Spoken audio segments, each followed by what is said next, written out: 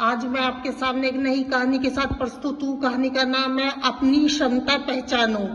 एक गांव में एक आलसी आदमी रहता था। वह कुछ काम धाम नहीं करता था। दिन भर निठल्ला बैठकर सोचता था कि किसी तरह मुझे कुछ खाने को मिल जाए। एक दिन वह यूं घूमता घूमता आम के एक बाग में पहुंच गया। वहां रसीले आमों से लदे कई पेड़ थे। रसीले आम देखकर उसके मुंह में पानी आ गया और आम तोड़ने वह एक पेड़ पर चढ़ गया। लेकिन जैसे ही वह पेड़ पर चढ़ा, बाग का मालिक वहां आ पहुंचा। बाग के मालिक को देखकर आलसी आदमी डर गया और जैसे तैसे पेड़ से उतरकर वहां से भाग खड़ा हुआ। भागते भागते वह गांव के बाहर स्थित जंगल में जा पहुंचा। वहां बुरी तरह से थक गया था, इसीलिए एक पेड़ के नीचे बैठकर सुस्ताने लगा। तभी उसकी नजर एक लोमड़ी पर पड़ी। वह लोमड़ी की एक टांग टूटी हुई थी। वह लड़खड़ाकर चल रही थी। लोमड़ी को देखकर आलसी आदमी सोचने लगा कि ऐसी हालत में भी इस जंगली जानवरों से भरे जंगल में यह लोमड़ी बच कैसे गई, इसका अब तक शिकार कैसे नहीं हुआ। जिज्ञासा से वह पेड़ पर चढ़ गया और बैठकर देखने लगा कि अब इस लोमड़ी के साथ क्या होगा। कुछ ही पल बीतने पर पूरे जंगल शेर की भयंकर दहाड़ से गूंज उठा।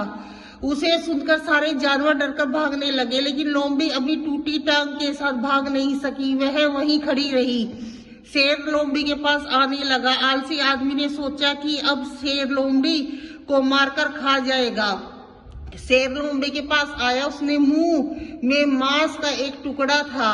उसने वह टुकड़ा लोमड़ी के सामने गिरा दिया। लोमड़ी इम्तिहान से मांस के उस टुकड़े को खाने लगी। थोड़ी देर बाद शेर वहां से चला गया। यह घटना देख आलसी आदमी ने सोचा कि भगवान सच में सर्वसर्वज्ञ है। उसने धरती के समस्त प्राणियों के लिए, चाहे वह जानवर हो या इंसान, खाने पीने का प्रबंध रख रखा है। वह अपने घर लौट गया।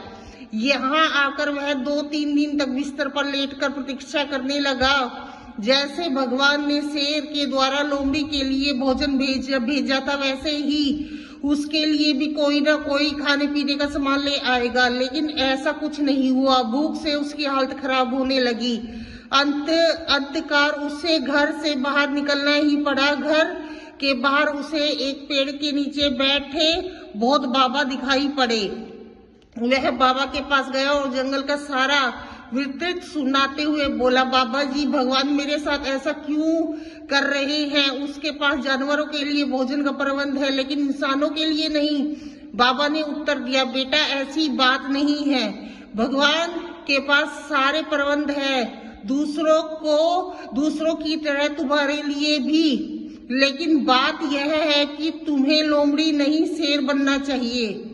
सीख, हम सबके भीतर क्षमताओं का असीम भंडार है। बस अपनी अज्ञातवश हम उसे पहचान नहीं पाते और स्वयं को कमतर समझकर दूसरों की सहायता की प्रतीक्षा करते रहते हैं। स्वयं की क्षमता पहचानिए, इतने सक्षम बनिए कि आप दूसरों की सहायता कर सके। जय श्री राम। अगर मेरी कहानी पसंद आई हो तो लाइक और सब्सक्राइब जरूर करें। जय श्री राम।